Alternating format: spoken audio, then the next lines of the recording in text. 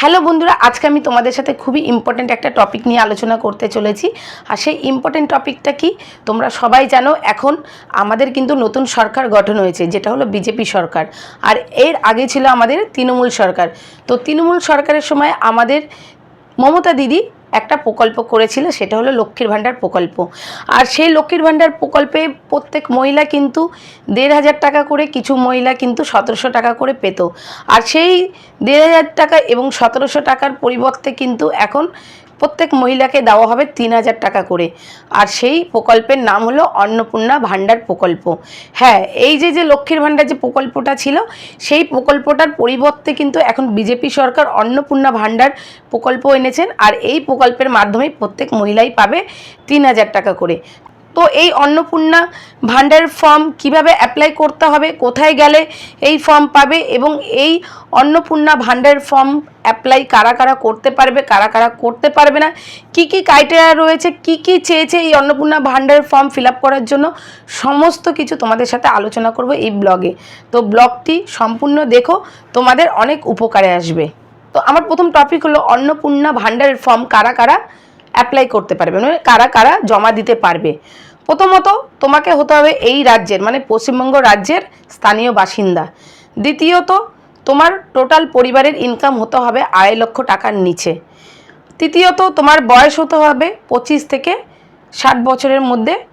তৃতীয় হচ্ছে তোমার ভোটার কার্ড, আধার কার্ড, এছাড়া ব্যাংকের একটা অ্যাকাউন্ট থাকতে হবে। তোমার আধার কার্ডের সাথে ব্যাংকের অ্যাকাউন্টের কিন্তু লিঙ্ক থাকা খুবই জরুরি। এবারে বলছি কারা কারা এই অন্নপূর্ণা ভাণ্ডারের ফর্ম জমা করতে পারবে না। প্রথমত যাদের স্বামী সরকারি চাকরি করে তাদের ওয়াইফরা, মানে তাদের বউরা কিন্তু কোনো রকমভাবে এই ফর্মটি অ্যাপ্লাই করতে পারবে না। দ্বিতীয়ত যাদের পাকা বাড়ি রয়েছে, মানে ছাদওয়ালা পাকা বাড়ি রয়েছে, তারাও কিন্তু পারবে না এই অন্নপূর্ণা ভাণ্ডারের ফর্মটি ফিল আপ করে জমা দিতে। তৃতীয়ত তোমার যদি বাড়িতে ৪ চাকা থাকে, একটা ট্রাক্টর থাকে, সেক্ষেত্রেও কিন্তু তুমি পারবে না এই অন্নপূর্ণা ভাণ্ডারের ফর্মটি জমা করতে।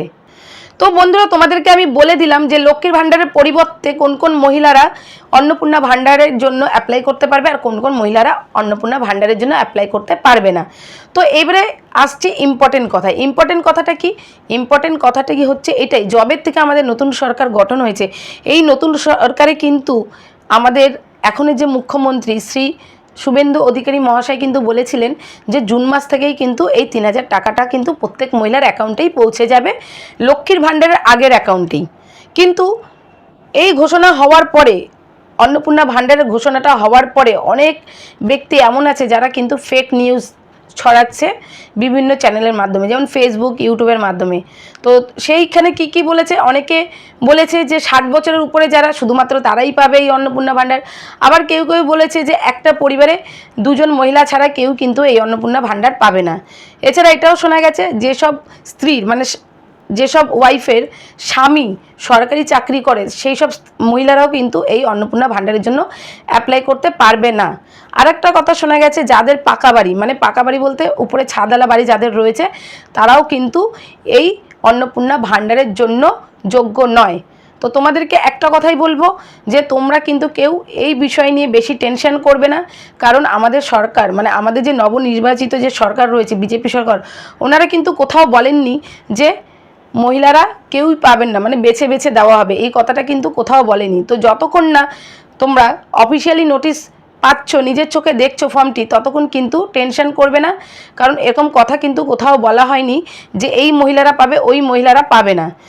আর তৃতীয়ত হচ্ছে এটাই যে আজকে একটা বৈঠক হয়েছে, মন্ত্রিসভার বৈঠক, সেখানে আমাদের নতুন যে মুখ্যমন্ত্রী রয়েছেন শ্রী শুভেন্দু অধিকারী মহাশয়, উনি কি বলেছেন চলো তোমাদেরকে আমি একটা অডিও ক্লিপ শুনিয়ে দিচ্ছি। তো বন্ধুরা তোমরা শুনে নাও। কোনো চালু থাকা সামাজিক প্রকল্প বন্ধ হচ্ছে না।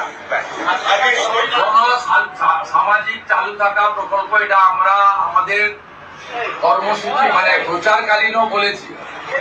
কোনো চালু থাকা সামাজিক প্রকল্প, সে ৩০ বছর আগের হতে পারে, ১০ বছর আগের হতে পারে, কোনো সামাজিক প্রকল্প আমরা বন্ধ করছি না। আমরা পেপারলেস অফিসও করব। আমরা সমস্ত পোর্টালগুলোকে আপডেটও করব এবং সমস্ত বেনিফিশিয়ারি ডিবিটির মাধ্যমে, যেটা নরেন্দ্র মোদীজির নেতৃত্বে দেশের সরকার করেছে, ডাইরেক্ট বেনিফিট ট্রান্সফারের মাধ্যমে হবে এবং সবটাই স্বচ্ছতার সঙ্গে হবে। তো বন্ধুরা, তোমরা শুনতে পারলে আমাদের রাজ্যের নবনির্বাচিত মুখ্যমন্ত্রী কি বললেন।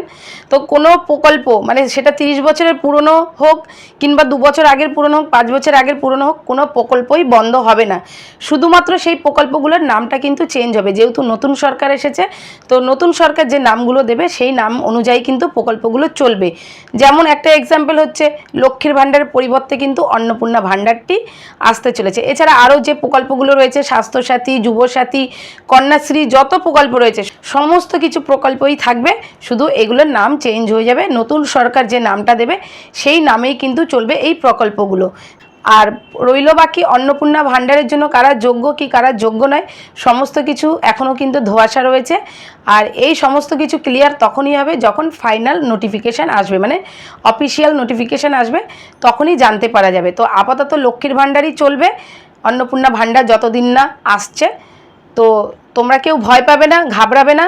আশা করি প্রত্যেক মহিলাকেই দেওয়া হবে এই অন্নপূর্ণা ভাণ্ডার স্কিমটি। কারণ সরকার কিন্তু বারবার বলেছে লক্ষ্মীর ভাণ্ডার যে সমস্ত মহিলারা পাচ্ছেন প্রত্যেকেই কিন্তু পাবে এই অন্নপূর্ণা ভাণ্ডারের প্রকল্পের সুবিধা।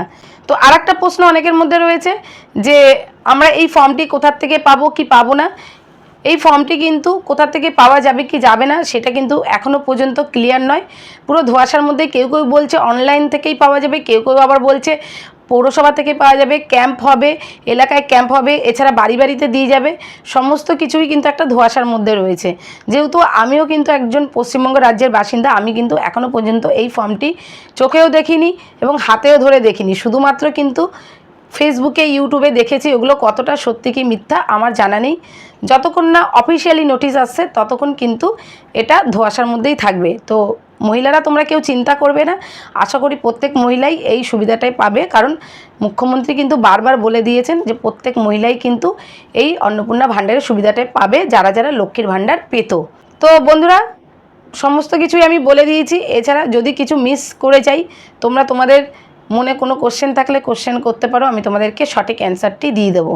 তো ভিডিওটি কেমন লাগলো জানিও। আর এরপরে যে নেক্সট ভিডিওটা আমি নিয়ে আসবো, অন্নপূর্ণা ভাণ্ডারে যদি কোনো অফিসিয়ালি নোটিশ, মানে ফাইনাল যে নোটিশটা, মানে ফর্মটি কেমন হবে এবং ফর্মটি কিভাবে ফিল আপ করতে হবে, কী কী ডকুমেন্টস দিতে হবে, সমস্ত কিছু আমি নেক্সট ভিডিওতে তোমাদের সাথে শেয়ার করব। তো গুজবে কেউ কান দেবে না, অফিসিয়ালি নোটিশের জন্য সবাই অপেক্ষা করো। কারো কথায় কান দিয়ে বেকার টেনশন করবে না। তো চলো আজকের জন্য এইটুকু।